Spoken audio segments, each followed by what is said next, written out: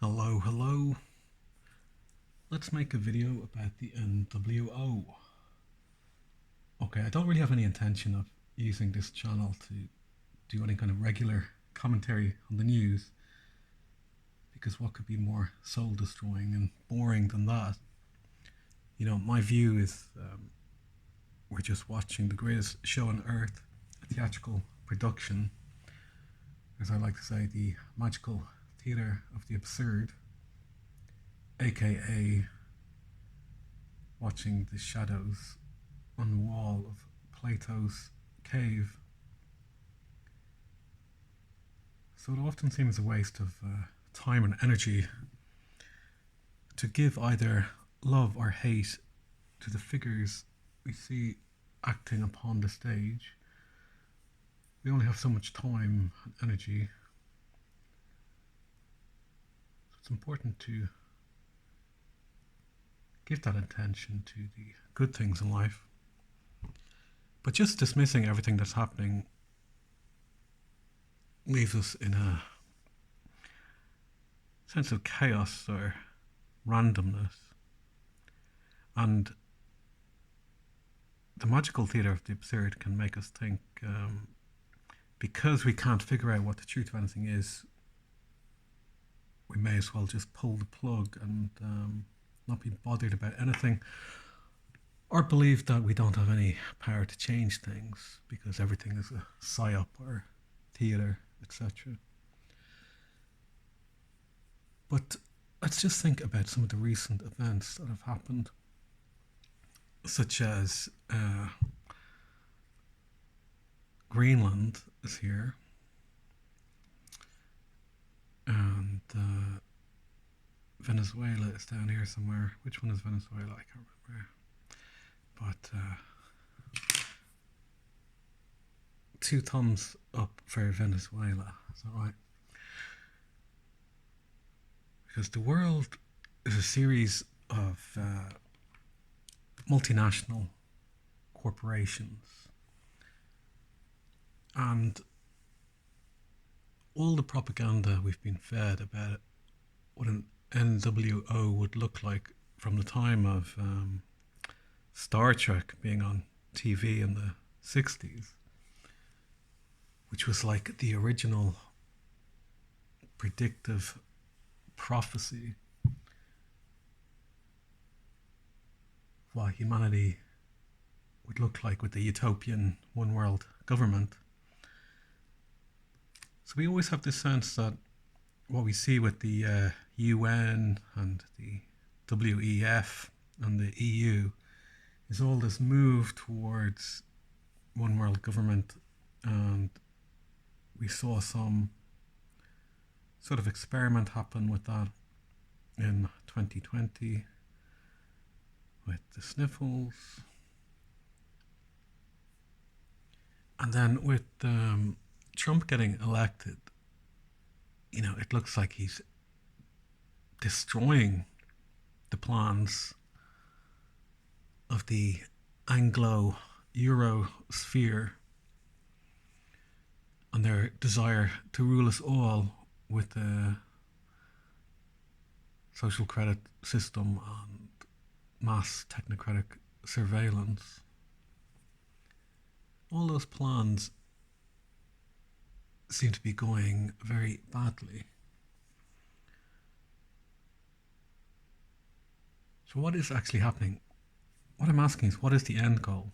And what we're looking at here is a picture from the Club of Rome, 1973, a topic in itself worth researching, where the parasites that be, the ruling class of their time, drew up all these plans.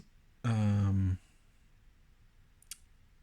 could say are essentially the psychopathic ideas of eugenicists who were complaining about the world being overpopulated then, and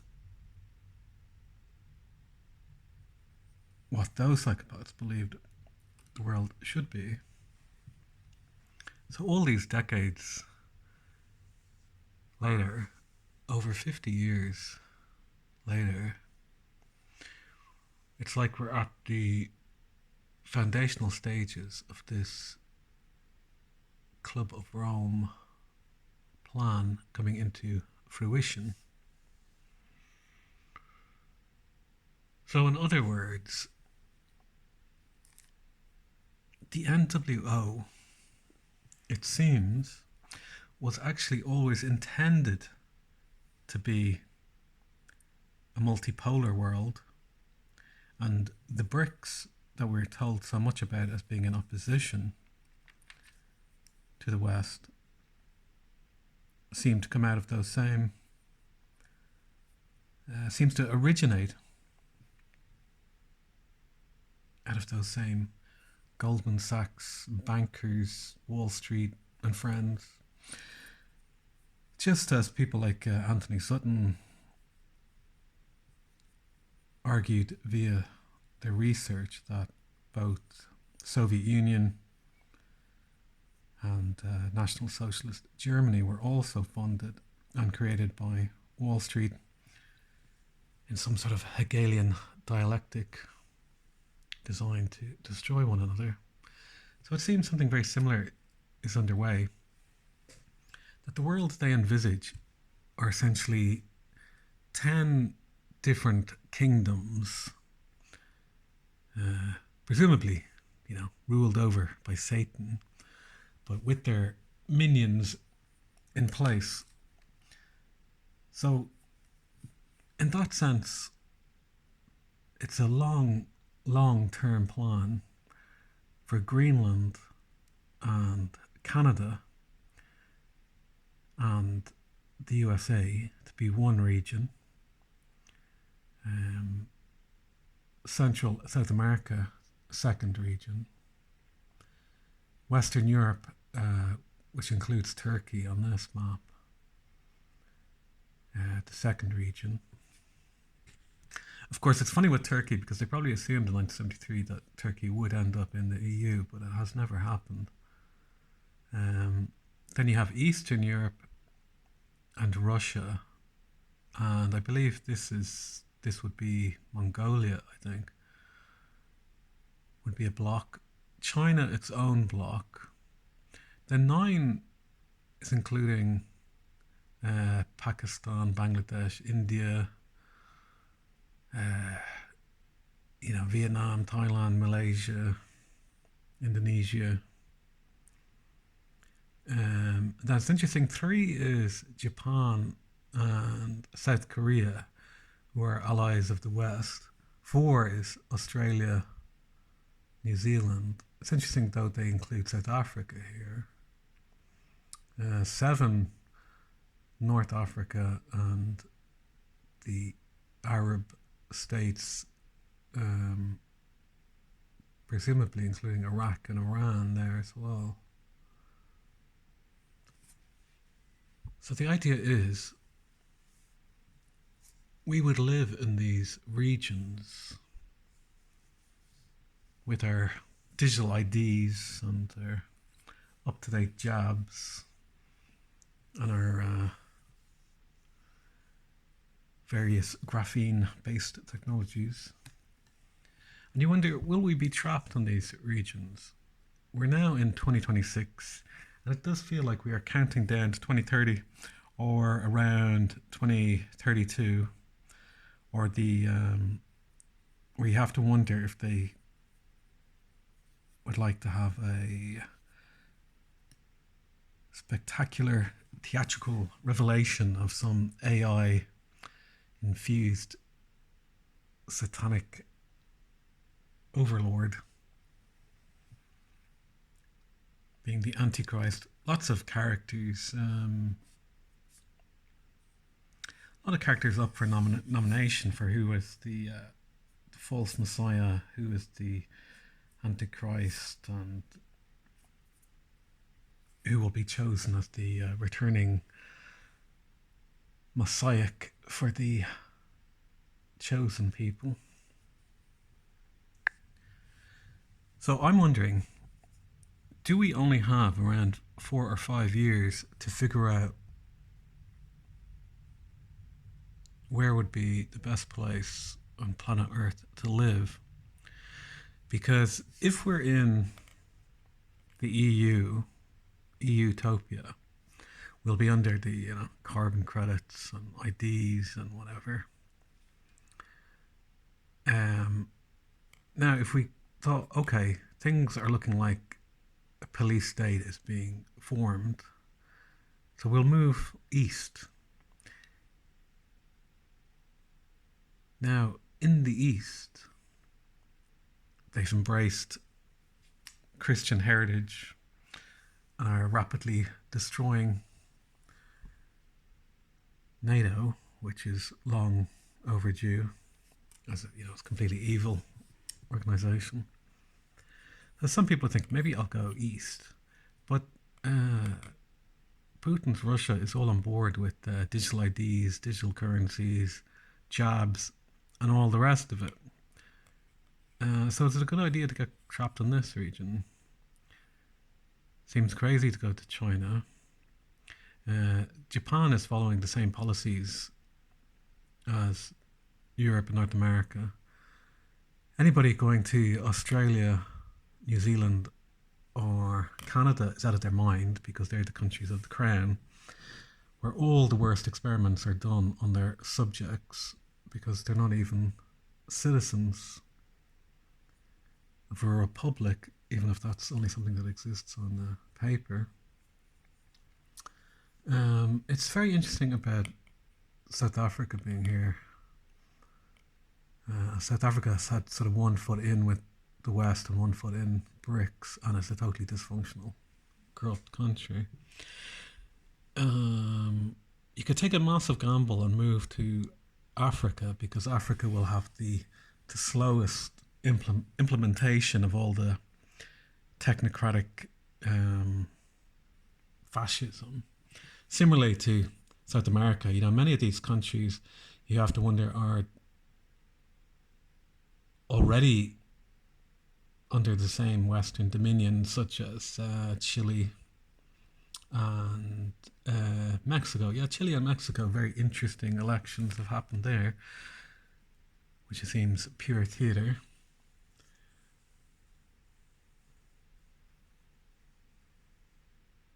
So ultimately, we don't know if it will even be possible to travel from region to region. We know they're using the green excuses to try and trap everyone within their 15-minute city and never visiting anywhere else. So, in the Cold War,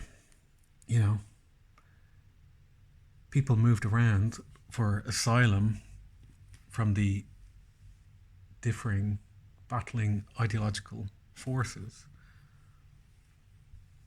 But you do wonder, will we have a system where it's impossible? Like maybe, you could still get out of Europe to go east or to go west, but it'll be impossible to take your wealth with you. And the EU seems determined to collapse its economies with this war in the Ukraine. Do they need to collapse the economies to bring in digital IDs first, to collapse the banking system? Possibly. Do they want all these new migrants to form the basis of an army, to have an unending war with the East, and where you would offer people full citizenship if they join up to die on the Eastern Front? Who knows? You see, we're watching these things play out.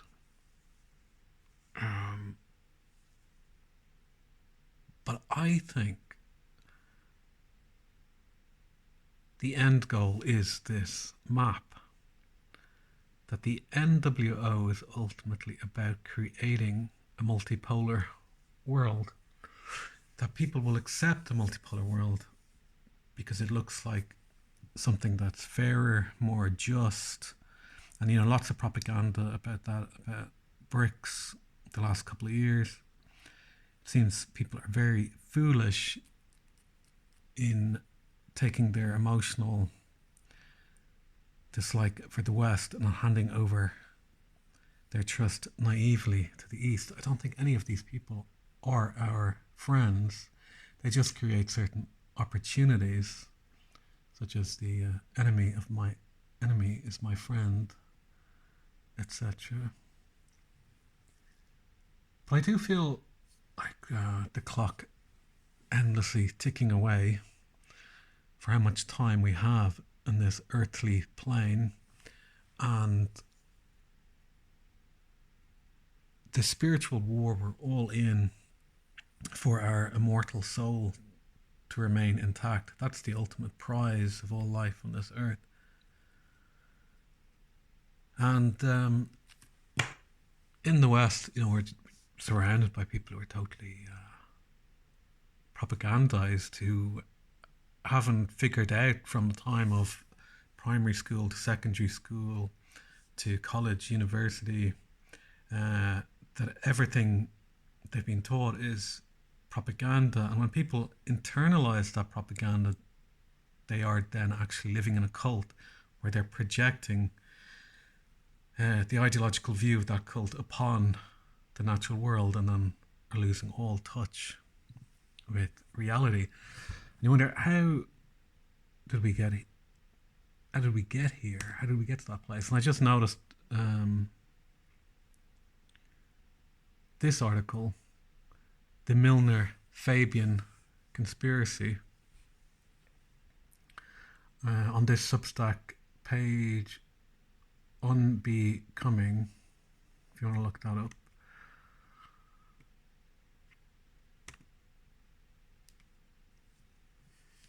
We've basically had since the end of the 19th century, or how everything accelerated after the end of World War I with the destruction of the European royalty. If you want to understand how we got here, this is a good article for those in the West. And for people in the East to understand how much psychological warfare has been done upon us, how we're slowly sleepwalking into this totalitarian system in the West. When we think of ourselves as the bastion of democracy and freedom and free speech, but we are sleepwalking into the West becoming far closer to something like Soviet Union or National Socialist Germany. So, a war has been silently declared upon us, all these dubious people since, George Bernard Shaw, the wolf in sheep's clothing. This is what, all this stuff is now flowing right into the mainstream of Irish education here, where I am. But it's the same across the West. The youth of the West have been raised to be domesticated lambs, and their ancestral homelands are now being filled with third world wolves.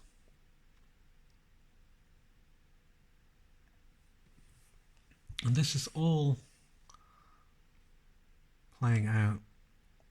These are the people making all the decisions about our society, and of course all completely unelected. All our politicians are merely the yes men, and all the characters we see, I think, are some kind of lifetime actors, like Elon Musk. Musk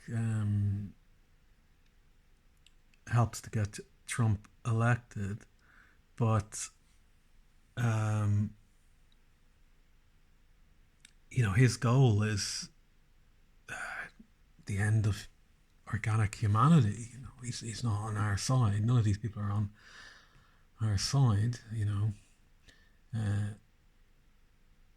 People might vote Farage into power in Britain, but he would only be allowed to take power by being as Russo-phobic and agreeing with all the psychopathic defense policies. So anyway, this is a good article to read if you want to get into the meat of the subject, because we have lived through decades of this, and ordinary people living the ordinary lives, worrying about their rent and food and price of electricity. It shouldn't shock me, but it does still shock me how people are fast asleep to this total transformation of the West into police state.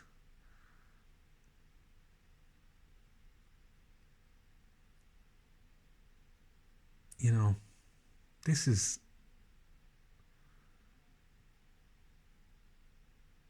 is what we're witnessing, the dissolution of Western civilization.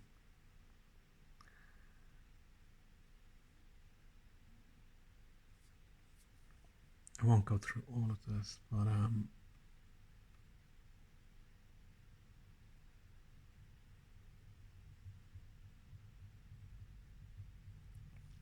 it's always interesting. Now, I'd never dream stepping foot in Australia, but here's someone in Australia saying, I was on a packed train to Western Sydney, did not hear a word of English, and Dublin's public transport is rapidly becoming very similar.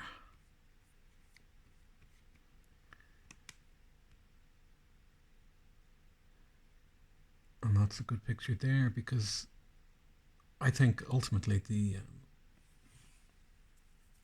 conflicts we see are Hegelian dialectics, that they are puppets pulled by the puppet masters. The end goal are regional powers, and at the top of this would be some kind of top of the pyramid would be some kind of satanic AI system in multi-dimensional communication with non-local intelligent entities, which sounds pretty flipping far out and crazy.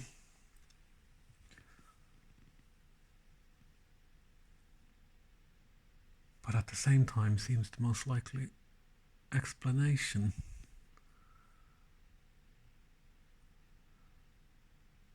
So what can any of us do? Can we have like a mass uprising where people turn out in the streets in the millions and say we don't want war, or we don't want jobs, we don't want mass migration, we don't want some sort of communist fascist system? But by the time people realize they're living in an open prison, they will turn around and then see that the door is locked behind them. And when the door is locked behind them, we are living in these regions. And it's game over then. I suppose game over until we get a solar storm, or the sun goes micronova and resets the clock in the Milky Way. And then do we just begin the whole process again over millions of years until society reaches that point of satanic infused technology that then destroys itself, and we repeat it again and again? I don't know, we live in such a strange time in history. Anybody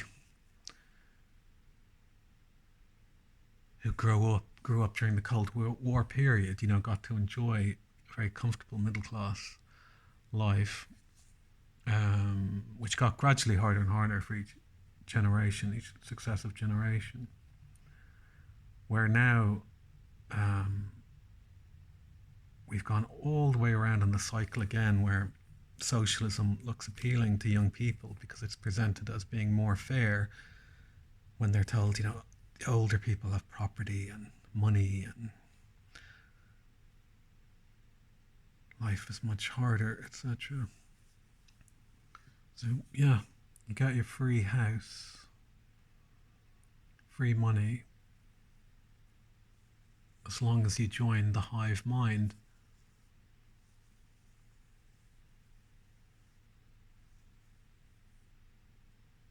It's very strange. It's very strange thinking we're in 2026. And a lot of things will happen this year. I think things will move quickly. Unexpected things will happen. But I think when you look at society and you look at the news and the propaganda, it only makes sense if you imagine it's all a game of chess being played by one person. And if you can't figure out what your part is in the game, then you're just a pawn of greater forces. So, all the people you see protesting over various social issues are mere pawns of the moneyed classes.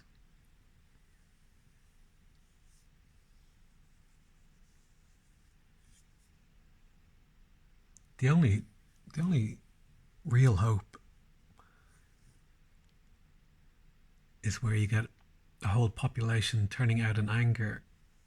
It's amazing when you saw footage of what happened in Sri Lanka, Nepal, and somewhere else, I can't remember. But you see when the whole populations turn out, you can get rid of your government overnight. Of course, the danger is then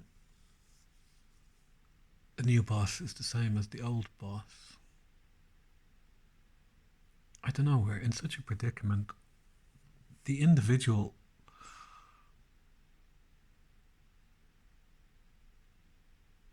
has to go on their own journey to deprogram themselves, to come back to a simpler, more organic way of life, while everything around us is forcing us to interact through technology. You presume that by 2030 it'd probably be impossible to do anything without owning a smartphone and a digital wallet, blah blah blah. I mean, it's all so obvious in a way. Talking about that stuff, it seems so boring, but there's still so little reaction in the mainstream population. It's mind blowing when you can fill up, football stadiums, like Rangers and Celtic, and people ready to go to tribal war over their football team, but still don't seem to give a damn about what is being done to their children or the lives that is being offered to their children and grandchildren. Do you want to live in one of the 10 kingdoms of Satan?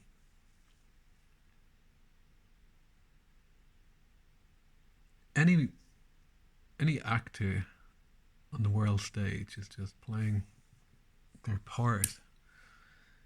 It's as foolish to give your hope to Trump or Putin or Hillary Clinton or George Soros or Elon Musk or Bill Gates.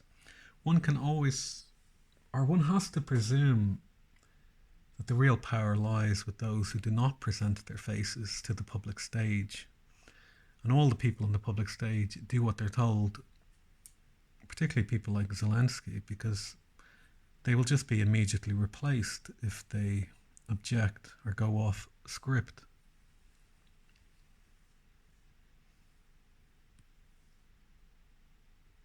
So our fate is to wake up, or to remain asleep, or to stick our fingers in our ear and sing our favourite song.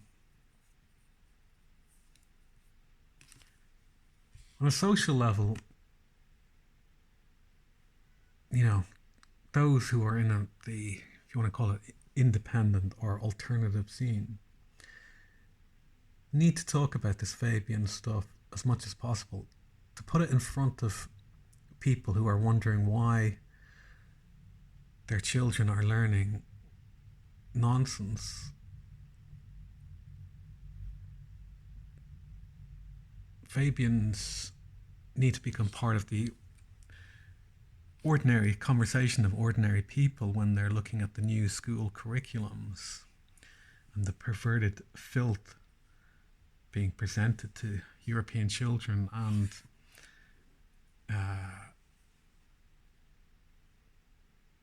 indoctrination of self-hating critical race theory. You know, you need to stand up and ask, why are we adopting these extreme far left Jacobin anti-human ideologies? Why? You know, ordinary people need to ask that. If they're not bothered to ask, this is your faith, and you'll say, well, is that so bad? Would it be so bad to live within the West? And yes, I would say it would be, because you will have no human rights. You will only have privileges that will be given and taken away according to how you behave. Like you are a child living in a prison. Do you want to live like that? I don't. So our faith is to stay and fight to remain human, or to flee. But wherever you flee, the government is under the same dominion.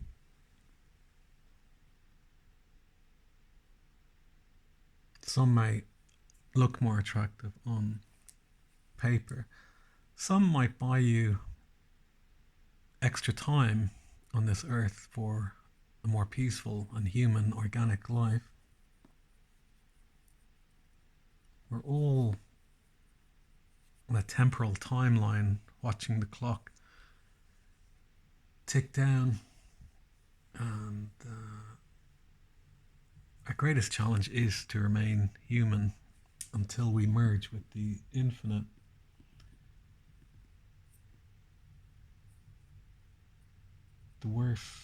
There are worse fates than death.